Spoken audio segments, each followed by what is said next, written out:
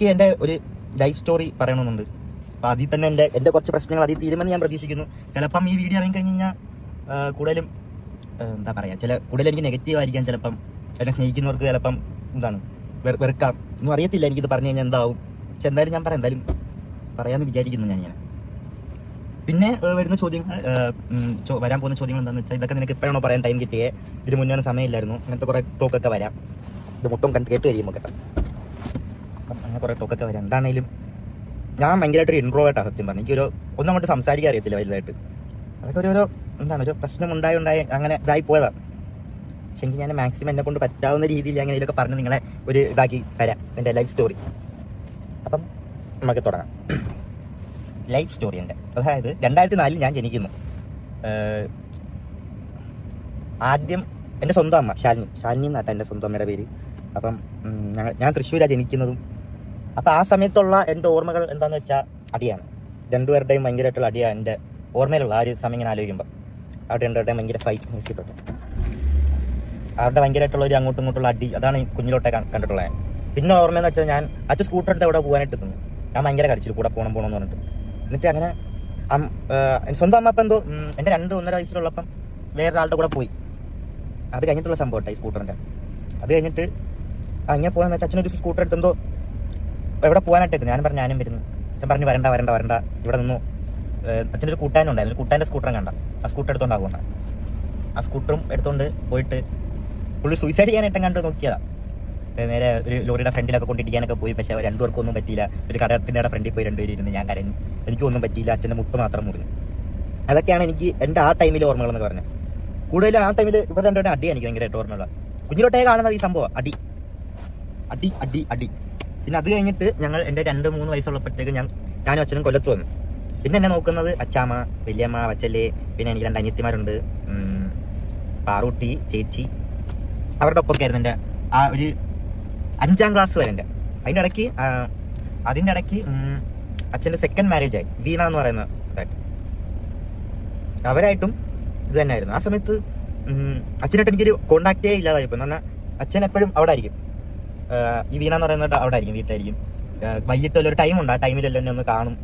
എനിക്ക് എന്തോ എന്നെ ഭയങ്കരമായിട്ട് ഇങ്ങനെ ഇഷ്ടമല്ലായിരുന്നു അവർക്ക്. ഞാൻ അച്ഛനെ സുതിക്കുട്ടാന്നൊക്കെ വിളിച്ചോണ്ടിരുന്നത്. അതൊന്നും അവർക്ക് ഇഷ്ടമല്ലായിരുന്നു. പറയണമെന്ന് അറിയത്തില്ല കേട്ടോ, കുറേ ഇങ്ങനെ ഉണ്ട്. എനിക്ക് എന്തോ ഇങ്ങനെ പറഞ്ഞു തരണം, എൻ്റെ മനസ്സിലുണ്ട് എൻ്റെ എല്ലാ കാര്യം. അതെങ്ങനെ പുറത്തോട്ട് പറയണമെന്ന് എനിക്കറിയത്തില്ല.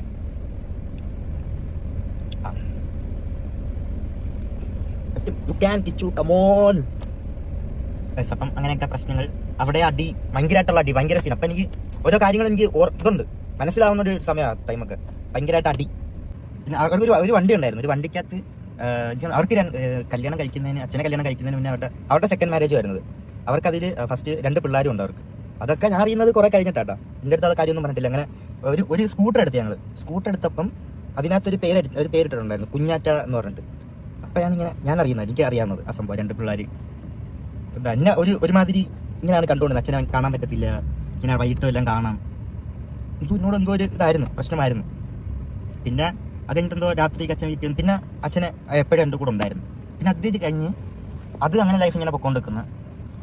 പിന്നെ ഇനി അങ്ങോട്ട് പറയാൻ പോകുന്നത് എനിക്ക് നല്ല വ്യക്തമായിട്ട് ഓർമ്മകളുണ്ട്. ഇനി അങ്ങോട്ട് ഞാൻ കറക്റ്റായിട്ട് ഞാൻ പറഞ്ഞത് ഓർമ്മയുണ്ട്, സംഭവം എൻ്റെ മനസ്സിലുണ്ട്. പക്ഷെ എനിക്കത് എങ്ങനെ ഒരു പുറത്തോട്ട് പറയണം അതെനിക്ക് അറിയത്തില്ല, എങ്ങനെ സംഭവം. അതാണ് ഒരു പ്രശ്നം. ഇപ്പോഴത്തേക്കാണ് ഞാൻ ഇരുന്ന് പറയും. പക്ഷെ ഇങ്ങനെ ഒറ്റയ്ക്കിരുന്ന് സംസാരിക്കാനും ഇങ്ങനെ കാര്യങ്ങൾ പറയാനും ഞാൻ ഒറ്റയ്ക്കിരുന്ന് ഇങ്ങനെ സൈലൻ്റാണ്. പാട്ടൊക്കെ കേട്ട്, വേടൻ്റെ പാട്ടിൽ ഓരോ വരികളും എൻ്റെ എന്താ പറയുന്നത്, എനിക്ക് ഭയങ്കരമായിട്ട് റിലേറ്റബിൾ എൻ്റെ ലൈഫായിട്ട്. 5ാം ക്ലാസ്സിൽ വെക്കേഷൻ ആ ടൈമിൽ ഞങ്ങൾ എറണാകുളത്ത് നിൽക്കുക, ഷൂട്ട് കാര്യങ്ങളൊക്കെ ആയിട്ട്. ഇങ്ങനെ എറണാകുളത്ത് നിൽക്കുന്നു. കുറേ നാൾ എറണാകുളത്ത് തന്നെ ഇങ്ങനെ നിൽക്കുക. അപ്പോഴത്തേക്കും ഒരു ദിവസം ഒരു വീഡിയോ കോളിൽ ഇപ്പം കാണുന്ന അമ്മയില്ലേ, രേണുസുതി. രേണുസുതി ആദ്യം അമ്മേനെ വീഡിയോ കോളിൽ കാണുന്ന. ആ ടൈമിൽ ഭയങ്കരമായിട്ട് കമ്പനിയായി അമ്മയായിട്ട്, സൂപ്പറായിരുന്നു ആ ടൈമിൽ. അപ്പം അങ്ങനെ ഒരു ദിവസം അമ്മ ഞങ്ങൾ എറണാകുളത്ത് നിൽക്കുമായിരുന്നു. ആദ്യം ഞാൻ കാണാമെന്ന് ഇങ്ങനെ കണ്ട് ഭയങ്കരമായിട്ട് കമ്പനിയായി, മനസ്സിലായി. അങ്ങനെ ഒരു ഭയങ്കര കമ്പനിയായി, ഇങ്ങനെ ഒരു ഇതില്ല, ഇങ്ങനെ കമ്പനിയായി. പിന്നെ അച്ഛനും ഇങ്ങനെ എൻ്റെ അടുത്ത് വന്നിട്ട് ഇങ്ങനെ ഒരു ദിവസം എൻ്റെ അടുത്ത് വെച്ച് ഇങ്ങനെ ഞാൻ കല്യാണം കഴിക്കട്ടെ, നിനക്ക് എന്താണ് പറയാനുള്ളത്, അച്ഛന് ഇഷ്ടമാണോ? ഞാൻ അച്ഛന് ഇഷ്ടമാണോ നമുക്ക് ആ രീതിയിൽ പറഞ്ഞു. അപ്പം അങ്ങനെ കൊല്ലത്തെ വീട്ടിലൊക്കെ വന്ന് ഇവിടെ സംസാരിച്ച് വല്യമ്മയൊക്കെ ആയിട്ട് സംസാരിച്ച്, അല്ല അതിൻ്റെ ഇടയ്ക്ക് ഇത് നടന്നിട്ടുണ്ട്. വീണയും അച്ഛനും തമ്മിൽ ഡിവോഴ്സ് കാര്യങ്ങളെല്ലാം ആയി. ഇങ്ങനെ പൈസ കൊടുക്കണം അങ്ങനത്തെ രീതിയിൽ ഉള്ള രീതിയിൽ പൈസയൊക്കെ കൊടുത്ത് ഡിവോഴ്സായി. അത് കഴിഞ്ഞിട്ടാണ് അമ്മേനെ കെട്ടുന്നതും കേട്ടപ്പെടുത്താം. അങ്ങനെ കൊല്ലത്തൊക്കെ സംസാരിച്ച് എല്ലാം റെഡിയായി. ഞാനും അച്ഛനും അമ്മയും എല്ലാവരും കൊല്ലത്ത് നിൽക്കുന്നു. അതിൻ്റെ ഇടയ്ക്ക് കൊല്ലത്ത് വെച്ചിട്ട് ചെറിയൊരു വഴക്കായി. ഞങ്ങൾ കോട്ടയം പോകുന്നു. സ്റ്റോറി സ്റ്റാർട്ട്സ് നൗ എന്ന് പറയാം അല്ലേ. കോട്ടയത്തിലൊന്ന് ആദ്യമൊക്കെ ഭയങ്കര രസമായിരുന്നു, സൂപ്പറായിരുന്നു. ഇങ്ങനെ ഞാൻ കൂടുതലും വീട്ടിൽ കൊല്ലത്തേക്ക് എന്നെ ഇങ്ങനെ അച്ഛാമ്മ പുറത്തോട്ട് കളിക്കാനൊന്നും പറ്റത്തില്ല. അപ്പം അങ്ങനെ കൂട്ടുകാർ അങ്ങനത്തെ രീതിയിൽ കളിക്കാനൊന്നും പോകത്തില്ല. എന്താ ചേച്ചി, പാറു, ഞാൻ അങ്ങനെയുള്ളൊരു സെറ്റിൽ നിന്ന് കളിക്കത്തുള്ളൂ. അപ്പം എനിക്ക് ആഗ്രഹമൊക്കെ ഉണ്ട് ഇങ്ങനെ പുറത്തേക്ക് കളിക്കണം. പക്ഷേ വഴക്ക് കിട്ടും. എങ്കിലും അറിയാതെ കുളിച്ചൊക്കെ പോയിട്ട് വരും. അങ്ങനെ ഇവിടെ വന്നപ്പോഴത്തേക്ക് ഞാൻ ഭയങ്കരമായിട്ട് ഫ്രീ ആയി. ഞാൻ, അച്ഛൻ, അമ്മ, പിന്നെ അവിടുത്തെ രീതിയിൽ ഭയങ്കര ഒരു ഫ്രീഡം. ഞാൻ അച്ഛനെ എപ്പോഴും കാണുന്നു, അങ്ങനത്തെ ഒരു ഇതായി. പിന്നെ ആ ഒരു കഴിഞ്ഞ് ഞങ്ങൾ കോട്ടയത്തേക്ക് നിന്ന് കുറച്ച് കഴിഞ്ഞപ്പോഴത്തേക്കും എന്തൊക്കെയോ എന്തോ എല്ലാവരും ഇങ്ങനെ കോട്ടയത്ത് നിന്ന് ആദ്യമൊക്കെ സെറ്റപ്പ്, പിന്നെ അങ്ങോട്ട് പോവാ എന്തൊക്കെയോ ഇതാകുന്നു. എല്ലാവരുടെ ഒരു സ്വഭാവമൊക്കെ ഒരു മാറ്റം, എന്തൊക്കെയോ എന്തോ പറയണമെന്ന് എനിക്ക് ബാക്കി പറയാം. ഞാൻ ഒരു കമ്പ്യൂട്ടറൊക്കെ എടുത്തൊരു റൂമിനകത്ത് ഇങ്ങനെ അതിനകത്ത് ഗെയിം കളിച്ച് എൻ്റെ ലൈഫ് മൊത്തം ഒരു ഭയങ്കരമായിട്ട് ഇങ്ങനെ ആവാൻ തന്നൊരു കാരണം അതുമല്ല, അതും വേറെയാ. ഇതൊക്കെയാണ് ഇതിൻ്റെയൊക്കെ ഒരു തുടക്കം. അവിടെ തൊട്ടെന്നാണ് എൻ്റെ ഒരു തുടക്കം. ആ ഒരു റൂമിനകത്ത് ഇങ്ങനെ കമ്പ്യൂട്ടറും കളിച്ച് ഇങ്ങനെ അതിനകത്ത് തന്നെ വേറെ കാശില്ല. അച്ഛൻ മാത്രം എൻ്റെ റൂമിൽ വരും, എനിക്ക് ഫുഡ് തരും, പോകും. ഇടയ്ക്ക് ഋതപ്പം എല്ലാം റൂമിൽ വന്നിരിക്കും. ഋതപ്പനെ ഞാൻ പിടിച്ച് മടിയെടുത്ത് കീബോർഡിലേക്ക് ഋതപ്പം കളിച്ചുകൊണ്ടിങ്ങനെ ഇരിക്കും. ഇത് മാത്രമേ ഉള്ളൂ. ഞാൻ ആ റൂമിൽ നിന്ന് പുറത്തിറങ്ങത്തില്ല, ആരുടെ മിണ്ടത്തില്ല. എന്തോ ഒരു ഇതായി. അപ്പം മുതൽ പിന്നെ കൊറോണ വന്നിട്ട് ഋതപ്പനുണ്ട് ആ ടൈമിലൊക്കെ. കൊറോണ വന്ന് അതിനിടയ്ക്ക് അച്ഛൻ ഒരു യൂട്യൂബ് ചാനലൊക്കെ തുടങ്ങിയിട്ട് ഒരു വെബ് സീരീസ് ഒക്കെ ചെയ്യാൻ തുടങ്ങിയിട്ട് അച്ഛൻ കുറേ ആർട്ടിസ്റ്റുകളൊക്കെ വിളിച്ച്. ആ സമയം ലോക്ക്ഡൗൺ ആയി, ആൾക്കാർ അവിടെയും പെട്ടുപോയി. എന്നിട്ട് അതിന് വേണ്ടിയിട്ട് അവിടുത്തെ ഇതൊക്കെ ചിലവൊക്കെ നോക്കാൻ വേണ്ടിയിട്ട് കുറേ കടമൊക്കെ വാങ്ങി. പിന്നെ അത് കഴിഞ്ഞിട്ട് അച്ഛൻ പിന്നെ നോക്കുന്നതെന്ന് വെച്ചാൽ അതെല്ലാം കഴിഞ്ഞ് അവരെയൊക്കെ നോക്കി.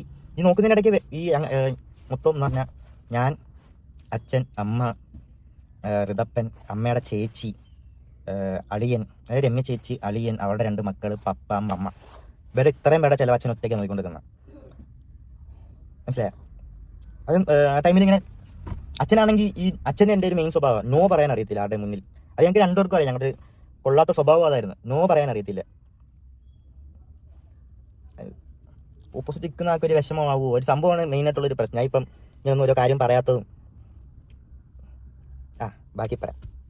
അങ്ങനെയാണെന്ന് ഞാൻ റൂമിനകത്ത് മൊത്തം ഒരു 3 വർഷം അങ്ങനെ തന്നെ ഇരിക്കുന്നു. അതിൻ്റെ ഇടയ്ക്ക് എന്തോ എനിക്കിങ്ങനെ തോന്നി ഇതൊക്കെ നിർത്താം, കമ്പ്യൂട്ടർ പരിപാടിയെല്ലാം നിർത്താമെന്ന്, പുറത്തോട്ടിറങ്ങി. അങ്ങനെ ഞാൻ കമ്പ്യൂട്ടറൊക്കെ വിറ്റ് ഒരു വണ്ടി എടുത്ത്. ഞാൻ ആദ്യം ഒരു വണ്ടി എടുത്തിട്ട് അപ്പം ഈ 10ൻ്റെ കൂടെ പഠിച്ച കുറച്ച് ഒരു കൂട്ടുകാരുണ്ട്, അവനേട്ടാ കമ്പനി 10 ഏട്ടാ. അങ്ങനെ അവിടെ ഇങ്ങനെ പോകും ഞാൻ ഡെയിലി. പിന്നെ അങ്ങോട്ട് പോകാൻ തുടങ്ങി, കൂട്ടുകാരായിട്ട് ഇങ്ങനെ അങ്ങോട്ട് പോകാനായിട്ട് തുടങ്ങി. അപ്പോഴും അച്ഛൻ്റെ ആ സമയത്ത് എന്ന് പറഞ്ഞാൽ അച്ഛൻ്റെ നിന്ന് കിട്ടുന്നൊരു സ്നേഹം എന്താണെന്ന് വെച്ചാൽ ഒരു പൈസ മാത്രമാണ് ഇങ്ങനെ കിട്ടുന്നൊരു സ്നേഹം എന്താണെന്ന് വെച്ചാൽ. വേറെ ആർക്കും ഞാൻ അവിടെ സംസാരിക്കത്തില്ല. ഇവരുടെ സ്വഭാവം എല്ലാം ഒരുമാതിരി സ്വഭാവമാണ് ഇവരുടെയൊക്കെ. അവിടെ ജോലിക്ക് പോകത്തില്ല, അതിന് അടി. പിന്നെ എന്ത് പറഞ്ഞാലും ഇവർക്ക് എന്തെങ്കിലും പൈസയൊക്കെ എന്തെങ്കിലും കടം വാങ്ങി. ഇതൊക്കെ പറയണോ? എനിക്ക് കുറേ കാര്യങ്ങളുണ്ട് എനിക്ക് പറയാം. എനിക്ക് എങ്ങനെ പറയണമെന്ന് അറിയത്തില്ല ഇതൊക്കെ.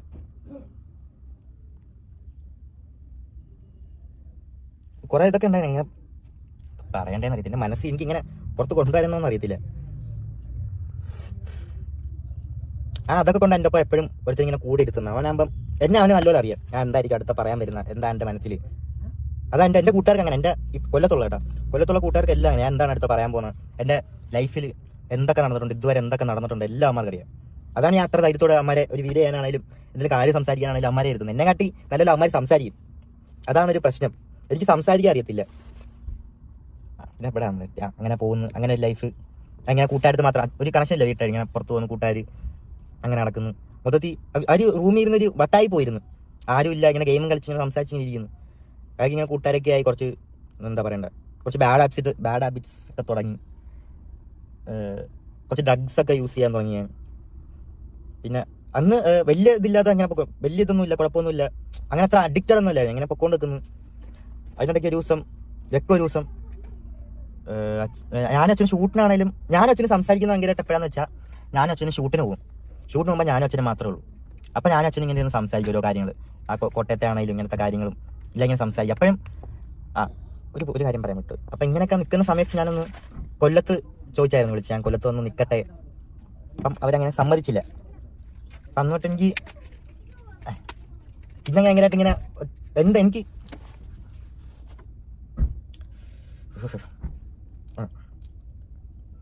സമ്മതിച്ചില്ല.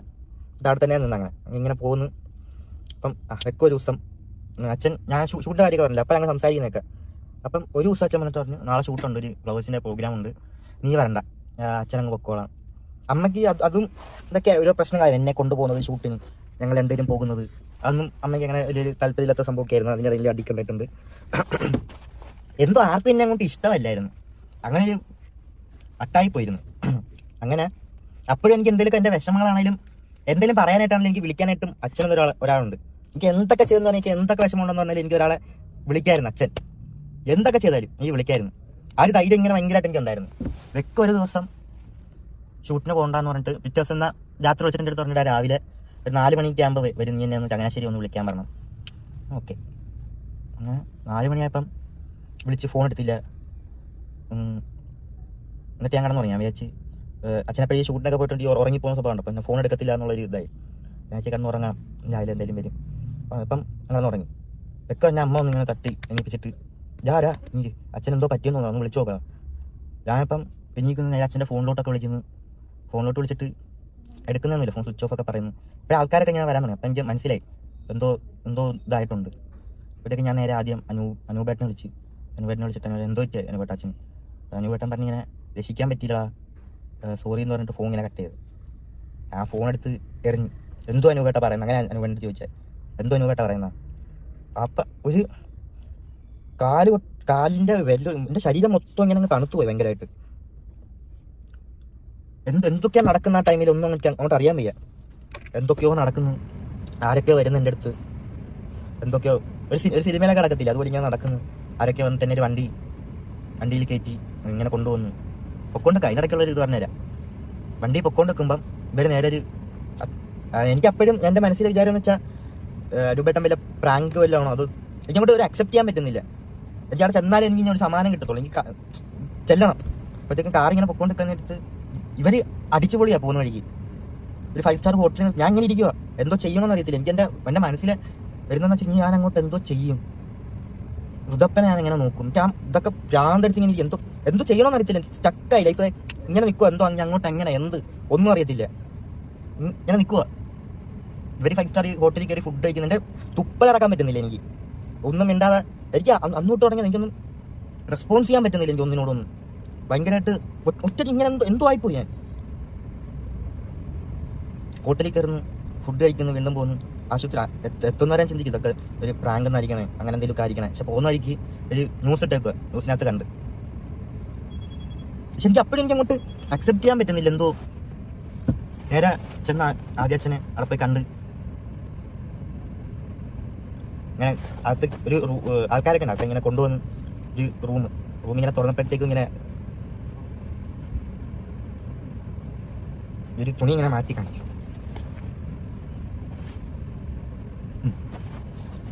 അപ്പം ഇതായി മനസ്സിലായി. എന്നിട്ട്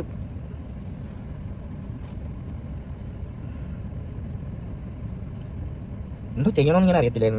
അങ്ങോട്ട് എന്തോ ഇതാവും, ഞാരുണ്ട്, എന്തിനും വിളിക്കും. അങ്ങനെ നിൽക്കാനായിട്ട് അനുപേട്ടൻ വന്നിട്ടുണ്ട്. അങ്ങോട്ടുള്ള കാര്യങ്ങളെല്ലാം നോക്കിക്കോളാം, ഇതിൻ്റെ പരിപാടികളെല്ലാം നോക്കിക്കോളാം, എന്താണെന്ന് വെച്ചാൽ ചെയ്യാൻ പറഞ്ഞു. അങ്ങനെ അവരതൊക്കെ ചെയ്യുന്നു. ഇതിൻ്റെ ഇടയ്ക്കാണെങ്കിൽ ബോഡി കൊല്ലത്ത് കൊണ്ടുപോകണമെന്ന് പറഞ്ഞിട്ട് അങ്ങനെ ഒരു പ്രശ്നം നടക്കുന്നു. അതിൻ്റെ ഇടയ്ക്ക് ഈ വണ്ടി ഇരിക്കുന്നവരാണെങ്കിൽ കൊല്ലത്ത് കൊണ്ടുപോകാനായിട്ട് സമ്മതിക്കുന്നു. പള്ളിക്കാരോ എൻ്റെ കൂടെ ഇരിക്കുന്ന മൊത്തം കുറേ പള്ളിക്കാരും അളിയനും പോവുക. ഇവരാണ് എൻ്റെ ഫോണൊക്കെ വാങ്ങിയേക്കുന്നത്. പറഞ്ഞാൽ മതി, പറ്റത്തില്ല, അങ്ങനെ ഇങ്ങനെ. എന്നിട്ട് ഞാൻ എറണാകുളത്ത് ചെന്നപ്പോഴത്തേക്ക് അനുപേട്ട ഇങ്ങനെ കാര്യം എനിക്ക് കൊല്ലത്ത് കൊണ്ട് കാണിക്കണം. ഞാൻ ആ സ്റ്റാൻഡിൽ നിന്നിട്ട് രാത്രി കൊല്ലത്ത് കൊണ്ടൊക്കെ കാണിച്ച് തിരിച്ച് വന്ന്. പിന്നെ എനിക്ക് സത്യം പറഞ്ഞാൽ എന്തോ ചെയ്യാം, എന്തോ അങ്ങോട്ട് ഒന്നും ഇതില്ലായിരുന്നു. ഇത് അനുപേട്ടൻ വന്നിട്ട് ഇങ്ങനെ ഇതാക്കി. പിന്നെ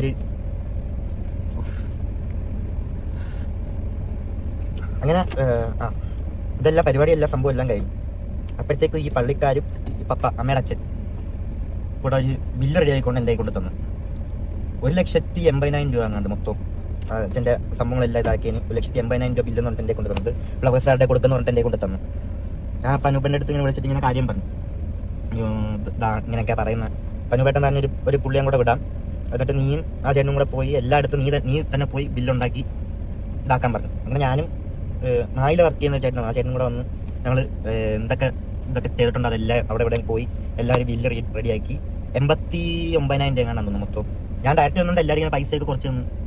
ഇങ്ങനെ മൊത്തം 89 രൂപ കണ്ട് ബില്ലായി.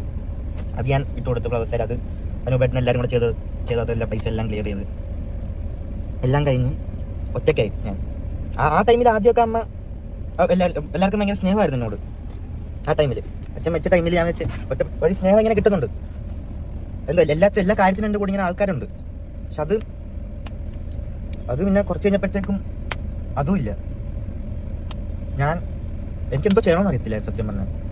ഡ്രഗ്സിനോട് ഭയങ്കരമായിട്ട് ഞാൻ അഡിക്റ്റ് ആയിപ്പോയി ആ ടൈമിൽ. എനിക്ക് എന്തോ ചെയ്യാൻ ഒരു ഒറ്റയ്ക്ക് ഇരുന്ന് കഴിഞ്ഞാൽ അച്ഛനായിട്ട് ഞാൻ കുറച്ച് ഇങ്ങനെ പണ്ട് അടിയൊക്കെ ഉണ്ടാക്കി. എനിക്ക് അതൊക്കെയായിരുന്നു എൻ്റെ ഒരു ടൈമിൽ. എനിക്ക് രാത്രി ഉറക്കമില്ല. എനിക്ക് ഇങ്ങനെ തന്നെ ഇരിക്കും. കണ്ണടച്ച് കഴിഞ്ഞാൽ അച്ഛൻ്റെ മുഖമൊക്കെയായിരുന്നു. എങ്ങനെ ഞാൻ ഇത് എനിക്കാണെങ്കിൽ അവിടെ ഒട്ടും പറ്റുന്നുമില്ല. ഞാൻ ഇങ്ങനെ ഒറ്റയ്ക്ക് ഇങ്ങനെ പോകുന്നു. രാവിലെ എണീറ്റ് കഴിഞ്ഞാൽ ഞാൻ +2 ഇതായിട്ട് പഠിക്കുക, ഓപ്പൺ കോഴ്സ് എടുത്ത്. +2 ഒക്കെ ആ ടൈമിൽ നിർത്തിയായിരുന്നു. ഞാൻ ഓപ്പൺ കോഴ്സ് എടുത്ത് വീണ്ടും +2 പഠിക്കും. ക്ലാസ് കഴിഞ്ഞ് കഴിഞ്ഞാൽ എന്നെ ഒന്ന് ഫോൺ വിളിക്കാനോ എൻ്റെ കാര്യങ്ങളൊന്നും ചോദിക്കാനോ നീ എവിടെ കഴിച്ചാൽ ഒന്നിനും ആരും എന്നെ ഒരു നിയന്ത്രിക്കാനായിട്ട് ആരുമില്ല. ഇങ്ങനെ നടക്കുമോ ഞാൻ പോകുന്നു. രാത്രി 3 മണിക്ക് ആകുമ്പോൾ വരും. ഇങ്ങനെ തന്നെ എന്തോ ഒരാൾക്ക് സംസാരിക്കണമെന്ന് ഇങ്ങനെ അറിയത്തില്ല. ഇങ്ങനെ ഒറ്റയ്ക്കൊരു മുറിയിൽ ഇങ്ങനെ ഇരുന്ന് അങ്ങനെ അറിയത്തില്ല. ആ സമയത്ത് എല്ലാവരുടെ ലൈഫിൽ ഒരു ബാഡ് ടൈം ഉണ്ടോയെന്ന് അറിയത്തില്ലേ. പക്ഷെ ആ ബാഡ് ടൈം ഞാൻ മനസ്സിലാക്കിയിട്ടുണ്ട് കേട്ടോ. ബാക്കി പറഞ്ഞുതരാം. അങ്ങനെ നിൽക്കാൻ നേരത്തെ എനിക്ക് അപ്പോഴും ഒന്ന് ഇടയ്ക്ക് ഞാൻ അച്ഛൻ്റെ എന്തോ ഈ സംഭവമൊക്കെ ചെയ്യാനായിട്ട് കൊല്ലത്ത് പോയപ്പോഴത്തേക്കും അവരെയൊക്കെ എനിക്ക് ഭയങ്കരമായിട്ട് ഇതാവുന്നു. അവിടെ ആ സ്നേഹം കണ്ടിട്ട് ഭയങ്കരമായിട്ട് മിസ് ചെയ്യുന്നു. അവിടെ ആണെങ്കിൽ കുഞ്ഞിലോട്ട് അവിടെ അല്ലേ നിന്നിട്ടുള്ളതും. എനിക്കാണെങ്കിൽ അന്ന് അങ്ങനെ പറഞ്ഞിട്ട് എനിക്ക് ഇവരോട് ഇവിടെ നിന്ന് പഠിച്ചോട്ടെ എന്ന് ചോദിക്കാൻ ഒരു പേടി. ആ സമയത്ത് എല്ലാത്തിനോടും ഒരു പേടി. എനിക്ക് എൻ്റെ ഒരു വിഷമോ കാര്യം ആരും ഇല്ല എനിക്കൊന്നും പറയാനായിട്ട് സത്യം പറഞ്ഞാൽ.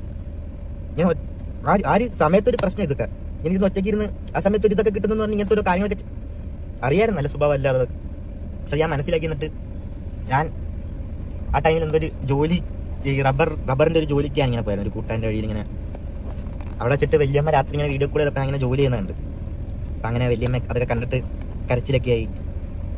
അങ്ങനെ വല്യമ്മ എൻ്റെ അടുത്ത് പറഞ്ഞെങ്കിൽ കൊല്ലത്ത് വന്നു അവിടെ നിന്ന് ഇതാക്ക് അങ്ങനത്തെ ഒരു ഇതായി. ഞാൻ കൊല്ലത്ത് വന്നു. ഞാൻ അവിടെ ഞാൻ പറഞ്ഞു എനിക്ക് കൊല്ലത്ത് നിന്ന് പഠിക്കുക എന്ന് പറഞ്ഞിട്ട് അവരൊന്നും പറഞ്ഞൊന്നുമില്ല എൻ്റെ അടുത്ത്. സംസാരിക്കാറില്ല അങ്ങോട്ടും ഇങ്ങോട്ടും. ഞാൻ എൻ്റെ ഒരു ഇതിൽ നടക്കുന്നു. ഇതിൻ്റെ ഇടയ്ക്ക് വീടിൻ്റെ എൻ്റെ അടുത്ത് വന്ന് ഇങ്ങനെ ചോദിച്ച് ഫ്ലവേഴ്സിലെ മായിലാഴ്ചയായിട്ടെന്ന് ചോദിച്ചു, നിനക്കും ഋതപ്പൻ്റെ പേരിലും കൂടെ ഒരു വീട് വെച്ചാൽ നിനക്ക് എവിടെ വേണം വീടെന്ന് ചോദിച്ചു. ഞാൻ ആ ടൈമിൽ അവരുടെ ഒരു സ്നേഹമൊക്കെ ഒരു ഇതൊക്കെ കണ്ടിട്ട് ഋതപ്പൻ്റെ കാര്യം ഓർത്ത് എൻ്റെ മനസ്സിൽ ഇതായിരുന്നു പ്ലാൻ. ഒരു എന്തെങ്കിലുമൊക്കെ പഠിക്കാനുള്ള രീതിയിലെല്ലാം മാറി നിൽക്കാൻ എനിക്ക് ഇവിടെ പറ്റത്തില്ല. എനിക്ക് അവിടെ നിൽക്കാൻ ഒട്ടും പറ്റത്തില്ല. അച്ഛനില്ലാതെ ഒട്ടും പറ്റത്തില്ല. ഒരു എന്താ പറയണ്ടേ ഒന്നും ഇതാ എൻ്റെ ഒരു അനുഭവിച്ച് കഴിഞ്ഞാൽ മനസ്സിലാവും സംഭവം. എനിക്കെങ്ങനെ പറയണം എന്നറിയത്തില്ല.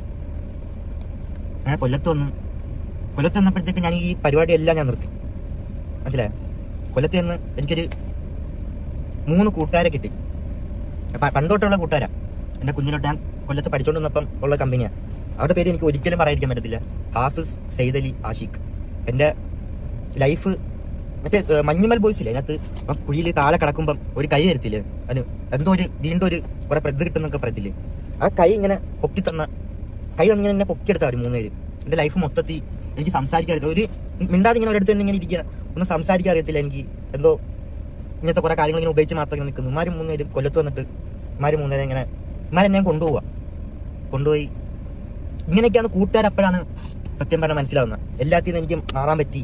ഭയങ്കരമായിട്ടൊന്ന് ഇതായി. ആൾക്കാരത്തൊക്കെ സംസാരിക്കാൻ തുടങ്ങി. ഞാൻ കൊണ്ട് തന്നെ അങ്ങ് മാറ്റി. മൊത്തത്തിൽ എന്നെ ചേഞ്ച് ചെയ്ത് എൻ്റെ ലൈഫ് മൊത്തത്തിൽ ഇങ്ങനെ ഒരു എല്ലാത്തിൻ്റെ തുടക്കം ഇങ്ങനെ ഇട്ട് തന്നു ഉമ്മാർ. അത് എന്നിട്ട് രാവാണോ പാട്ട് പാടിയില്ല. അപ്പം അതിനകത്ത് മെൻഷൻ ചെയ്യുന്ന ആളെ എനിക്കിപ്പോൾ മെൻഷൻ ചെയ്യാൻ പറ്റത്തില്ല. ബാക്കി മൊത്തം നോക്കിയത് എനിക്ക് റിവീൽ ചെയ്യാൻ പറ്റത്തില്ല. അതുകൊണ്ടാണ് ടൈം എന്തായാലും ഞാൻ പറഞ്ഞിരിക്കും. അതാണ് ഇത്ര ഒരു ലൈഫിൻ്റെ മൊത്തത്തിൽ ഇങ്ങനെ മാറ്റിയെടുത്തേക്കുന്നത്. അമ്മ എൻ്റെ ഒരു കൈ വെച്ച് ഇങ്ങനെ പൊക്കി ഞാൻ തന്ന് ബാക്കി അതായിരുന്നു. അങ്ങനെ ബാക്കി പറയാം. അങ്ങനെ എന്താ ഇപ്പം എനിക്കറിയത്തില്ല ഇങ്ങനത്തെ സംഭവമൊക്കെ ഉണ്ടാകും. പിന്നെ ഇപ്പം എൻ്റെ പേരിൽ ഇങ്ങനെ കോട്ടയത്തുണ്ടായ എൻ്റെ ഒരു പാസ്റ്റ് ആ സമയത്ത് അങ്ങനെ ആയിപ്പോൾ എനിക്ക് എൻ്റെ ഒരു ലൈഫ് ഇതാക്കിയാൽ മനസ്സിലാവും. ചിന്തിച്ചാൽ എനിക്ക് പിന്നെ അങ്ങോട്ട് എൻ്റെ ഒരു വിഷമങ്ങൾ പറയാൻ എനിക്ക് ആരും ഇല്ല, ഒന്നിനും ഇല്ല. മനസ്സിലായ ആണ് ഒരിക്കലും എന്താ പറയണ്ടേന്ന് അറിയില്ല. അങ്ങനെ ഒരു ഇതായിപ്പോയി ആ സമയത്ത്. ആ ഒരു ഇതിന്റെ പേരിലാണ് ഇപ്പോഴും എന്നെ ആൾക്കാർ ഇങ്ങനെ കാണുന്നത്. പക്ഷെ എനിക്കതൊരു തെറ്റാൻ ഞാൻ മനസ്സിലാക്കി. എന്റെ ഭാഗം വെച്ച് നോക്കുകയാണെങ്കിൽ അതിന്റെ തെറ്റായി ഞാൻ മനസ്സിലാക്കി. ഞാനത് മാറ്റിയെടുത്ത് എൻ്റെ കൂട്ടുകാർ ഇതാക്കി ഞാൻ മാറ്റിയെടുത്തിട്ടുണ്ട്. പക്ഷെ ആ പേരാണ് എന്നെ ഇപ്പോഴും ഇട്ട് ഇങ്ങനെ ഒരു എന്താ ഭീഷണിപ്പെടുത്താന്നൊക്കെ പറയത്തില്ലേ, അത് ചെയ്യുന്നില്ല. ഇപ്പം മീഡിയാസ് ആണെങ്കിലും ഇങ്ങനെ മൊത്തം പറയത്തില്ലേ, നിങ്ങൾ സംസാരിച്ച് നോക്കുക, എൻ്റെ കഥകൾ മൊത്തം പുറത്തിറങ്ങും. അങ്ങനെ കുറച്ച് സംഭവങ്ങളൊക്കെ ഉണ്ടായിട്ടുണ്ട്. കാരണം എൻ്റെ ലൈഫ് ഇതാക്കിയാൽ മനസ്സിലാവും.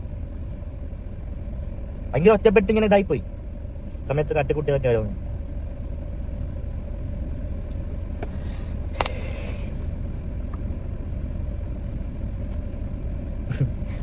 അങ്ങനെയൊക്കെ മരി വന്ന് ഇവിടെ വന്ന് ഓക്കെ ആയി ഇങ്ങനെ പോകുന്നു. എന്താവും അങ്ങോട്ട്, എന്തൊക്കെയാണ് ഇനി അങ്ങോട്ട് ഒന്നും അറിയില്ല. ഇതൊക്കെ എന്താ ഒരു ചോദ്യം എന്തായാലും വരും. ഇതൊക്കെ എനിക്ക് എപ്പോഴാണോ പറയാനെങ്കിൽ ബ്രോ ഞാൻ എന്തൊക്കെ പറയാം, എനിക്ക് സംസാരിക്കാൻ ഞാൻ ഒരു റൂമിൽ മാത്രം ഇങ്ങനെ എനിക്കറിയത്തില്ല, ഇങ്ങനെയൊക്കെ ആയിപ്പോയി. എന്തോ ഇപ്പം പറയാനൊക്കെ തോന്നി. ഇങ്ങനത്തെ കാര്യങ്ങൾ എൻ്റെ ലൈഫ് സ്റ്റോറിയിൽ ഇങ്ങനെ പറയണമെന്നുണ്ടായിരുന്നു. ഇതൊക്കെ കേട്ടിട്ട് ചിലവർക്ക് എന്നോട് എന്താണ് ഒരു ഇഷ്ടമൊക്കെ കുറയാൻ പോവാം. എന്നെ സപ്പോർട്ട് ചെയ്യുന്നവർ എപ്പോഴും ഇതുപോലെ സപ്പോർട്ട് ചെയ്യാൻ എന്താവുന്ന അറിയത്തില്ല. അങ്ങോട്ട് എന്തായാലും നോക്കാം.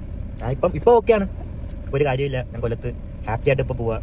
പിന്നെ അമ്മയുടെ കാര്യം ഇപ്പോൾ നോക്കുകയാണെങ്കിൽ അമ്മ അങ്ങനെ പോകുന്നത് എനിക്ക് എന്താ ഞാൻ ഇപ്പം മനസ്സിലായി. ആ ഒരു കണക്ഷനാണ് ഞങ്ങൾ. അമ്മ വിളിക്കുന്ന വെച്ചാൽ അമ്മ എന്തെങ്കിലും അമ്മയുടെ കാര്യത്തിന് എന്തെങ്കിലുമൊക്കെ ഒരു കണക്ഷൻ ഇല്ല അങ്ങനെ ഞങ്ങൾ തമ്മിൽ. എന്തെങ്കിലും ഒരു ആവശ്യം അങ്ങനത്തെ ഒരു ഇത് മാത്രമേ ഉള്ളൂ.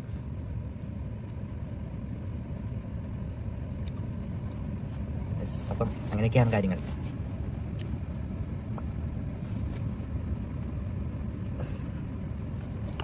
എനിക്ക് എന്തൊക്കെയോ കാര്യങ്ങൾ കുറെ കാര്യങ്ങൾ പറയാൻ വിട്ടിട്ടുണ്ട്. എനിക്കിങ്ങനെ പറഞ്ഞില്ല, ഇങ്ങനെ ഓർമ്മ വരുന്ന ഓരോ കാര്യങ്ങളൊക്കെ ഞാൻ ഇങ്ങനെ പറയുന്നതേ ഉള്ളൂ.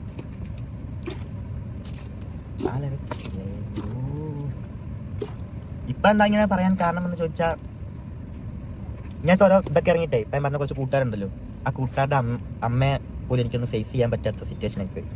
അവരും എല്ലാവരും ഇപ്പം എന്നെ അങ്ങനെ ഒരു ചെറുക്കൻ അങ്ങനത്തെ രീതി കാണുമെന്ന് അതൊക്കെ ഒരു ഫീലാവുന്നു ഭയങ്കരമായിട്ട്. ഇതൊക്കെ കൊണ്ട് പറയാമെന്ന് വിചാരിച്ച്. ഇതൊക്കെയാണ് എൻ്റെ ലൈഫ് സ്റ്റോറി.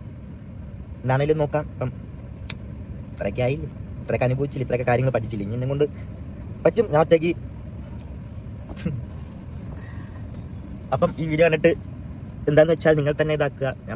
എനിക്ക് തോന്നുന്നുണ്ട് ഞാൻ മൊത്തം പറഞ്ഞിട്ടില്ല, ഒരു 20% എന്നെ കൊണ്ട് പറയാൻ പറ്റിയിട്ടുള്ളൂ. ഒന്ന് മനസ്സിലാക്കിയെടുക്കട്ടെ, എന്നെ കൊണ്ട് പറ്റാത്ത ഈ ഒരു അറിയത്തില്ല. അപ്പം താങ്ക് യു ഗൈസ്. അപ്പം കാണാം നമുക്ക് വീണ്ടും.